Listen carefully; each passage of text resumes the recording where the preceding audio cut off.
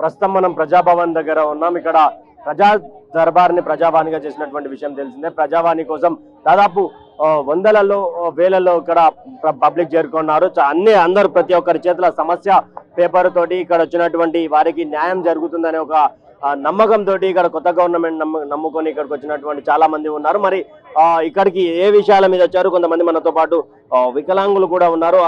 వాళ్ళ బాధలు ఏంటి, అసలు వాళ్ళకి ఏం న్యాయం జరగాలి అని ఇక్కడ ప్రజావాణికి వచ్చారో తెలుసుకునే ప్రయత్నం చేద్దాం. అన్న చెప్పండి, ఏం పేరు? నా పేరు Balakrishna Kathula, Telangana muscular dystrophy association vice president మాట్లాడుతున్నాను. మేము కండర క్షీణిత బాధితులము. మస్క్యులర్ డిస్ట్రఫీ అంటారు, ఇది అవగాహన లేదు. ఇప్పుడిప్పుడే మేము బయటకు వెళ్ళినాకనే బాధితుల కోసం తెలంగాణ మస్క్యులర్ డిస్ట్రఫీ అసోసియేషన్ ఏర్పాటు చేసుకున్నాము, ఒక 10 మందిని కలిసి. అయితే మాకు కండరాలు అనేటివి రోజు రోజుకి క్షీణిస్తాయి. కండ అనేది రోజు రోజుకి కరిగిపోతుంటుంది. మా పని మేము చేసుకోలేని పరిస్థితి, కదలలేము, తినలేము, పడుకోలేము, కాలకృత్యాలు తీర్చుకోలేము. మా పని మేము సొంతంగా ఏ పని చేసుకోలేము.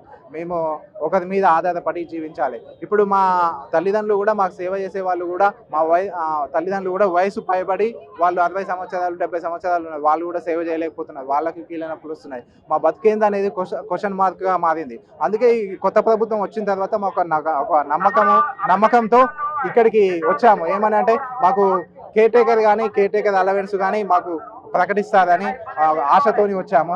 అట్లనే సిసిఎంబికి 10 కోట్లు 20 కోట్లు బడ్జెట్ కేటాయించి రీసెర్చ్ చేసి మాకు తొందరగా మెడిసిన్ కనుక్కొని మా జీవితాల్లో కొంచెం వెలుగును ప్రసాదిస్తారని కోరుకుంటున్నాం. ఎందుకంటే ప్రపంచవ్యాప్తంగా కూడా దీనికి మెడిసిన్ లేదు.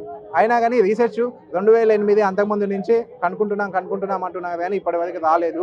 కనీసం ఇక్కడ మన హైదరాబాద్లో అన్ని సౌకర్యాలు, మౌలిక సదుపాయాలు అన్నీ కూడా చాలా బాగున్నాయి.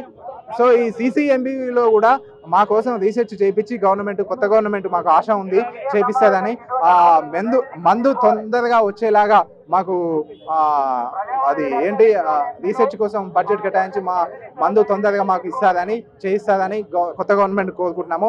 ఆ లోపు ఉన్న 4 రోజులైనా కానీ సంతోషంగా ఉండడానికి కేర్ టేకర్ అలవెన్స్ మాకు ఇప్పించవలసిందిగా కోరుకుంటున్నాను. థ్యాంక్ యూ సార్, ప్రత్యేక ధన్యవాదాలు.